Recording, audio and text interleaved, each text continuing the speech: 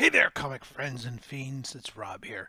Got a video here. Our friend AlexBigBlue has put out this contest here to create your all-star superhero team, and you got to take a member from the X-Men and the Avengers and Justice League and Fantastic Four, Teen Titans, Avengers, Suicide Squad, and a random pick.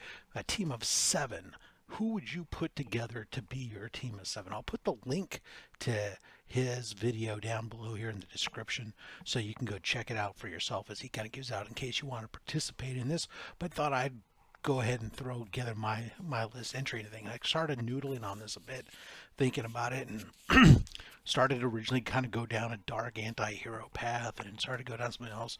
And at the end of the day, I decided to go ahead and settle on an all female team.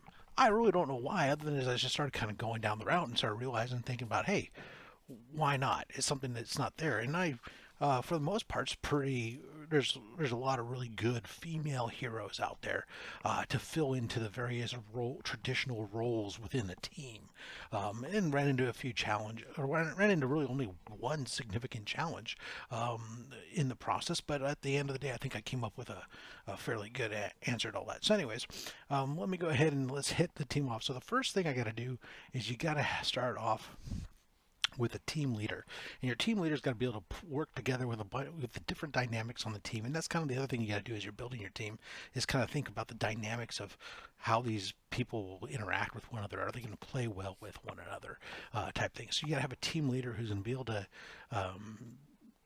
lead the team through those things. It's got the strategy, got the experience, everything else. And so for me, I'm going to take from the X-Men. I'm going to take Storm, the Weather Witch herself, the weather goddess. You know, the different roles that she's been throughout her time. She's been, even when she was depowered for a while, she's always been a phenomenal leader, tactician, and everything else. And of course, she's just uber powerful as well. So she's going to be able to bring the pain from a distance, as well as providing keen strategy for the team as they go forward. And then helping out there, rounding out from the Teen Titans, we're going to bring in Raven. Right? We got to bring her in here as one of our magic users. She's also got the ability to teleport, transport the whole team. She's going to be able to bring in the artillery, her empathic abilities to kind of know what the other team is up to. All these things, her ability to do the astral projections, her ability to heal others, a variety of different roles that she can kind of come into. So she's going to be a great asset and member to the team there. Backing her up on the main from your main magic side, does everything from the Avengers team. We're going to go with Scarlet Witch. Full-blown hex powers, reality altering, the whole 9 yards. She is a heavy hitter with a huge amount of offensive and defensive capability for her and for the team. So really going to be a great asset to the team no matter what they're up against, and being able to help to turn the tide of the battle into their favorable outcome. When it's time to ground and pound, because you're always going to have a brawl at some point, right? There's a couple you got to fill that out. So from the Justice League, Wonder Woman. I mean, let's face it. You know, she's basically the female version of Superman without the kryptonite issues. She's the one person that Batman worries about. So at the end of the day, putting her on the team, heavy hitter extraordinaire, right? And in fighting right alongside her on the ground, making sure that things go. From the Fantastic Four, I'm cheating a little bit here, but that's okay. She was a member of the Fantastic Four for one of the iterations of the Fantastic Four for a while, and I'm going to take her for this. I'm going to take the She-Hulk. She-Hulk in there, Jennifer Walters. She's smart. She's got the strength. She's basically powered herself up to this point now to the level of just about any other heavy hitter out there. Now she's immortal. What the hell? And you know, on top of that, she can act as the team's lawyer to help take care of any of the damages and whatnot that come along the side. There goes.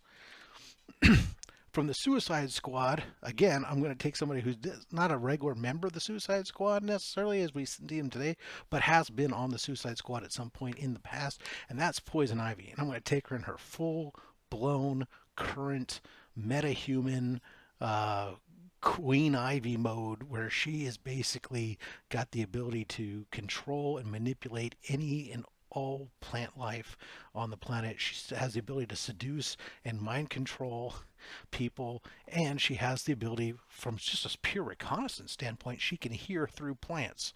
So plants, whoever you're going up against, any plants in the area, she can hear what they're doing, relay the messages, everything's gonna go. So she has the potential from the Suicide Squad to be very powerful. And I had to go away from Harley. I mean, Harley's my girl, and I mean, I love her to death.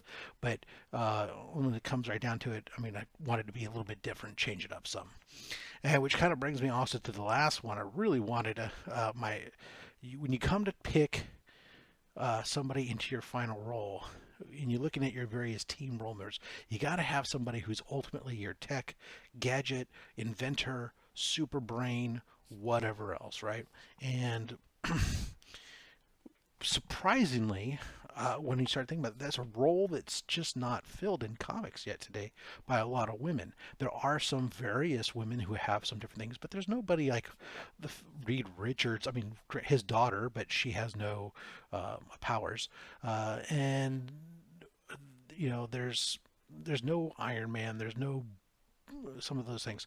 But as we get down to it, though, filling out a tech role on a team, being able to provide a lot, I had to go with Barbara Gordon. As much as I would love to say that Cassandra Cain, who's my favorite Batgirl, the reality is right here, Barbara Gordon is the one we're going to take as our wild card from out of anywhere, because she brings to the table the Batman qualities, the detective. She's got a great detective. She's got great fighting capabilities. She's got a lot of stuff, but she's also Oracle. She's got the tech knowledge, the ability to get in through a lot of stuff, and she can, if not needed on the front line, the ability to provide an oversight, overwatch, coordination amongst the whole team. Combine that with your empathic and telepathic capabilities from your team and everything else. You've got great coordination, as well as somebody who can be out there on the field backing you up and playing right alongside with you and doing some investigation leading into all the stuff. So there you go. That's my entry into the realm. I hope you guys liked it. Love to see your guys' entries as well. So leave a comment down below. Let me know that you posted your video. I want to go check them out, see what everyone's doing. So hey, Alex Big Blue, thanks for putting this together. This is an interesting. Put it together and think about it in your head and really kind of try to get that good mix. A lot more interesting than I thought it was going to be. So until next time, keep on collecting, guys. Collect what you want. Don't listen to anybody, including myself. I'm just a fat man with a fat stack of comics and a fat opinion. Thanks for watching.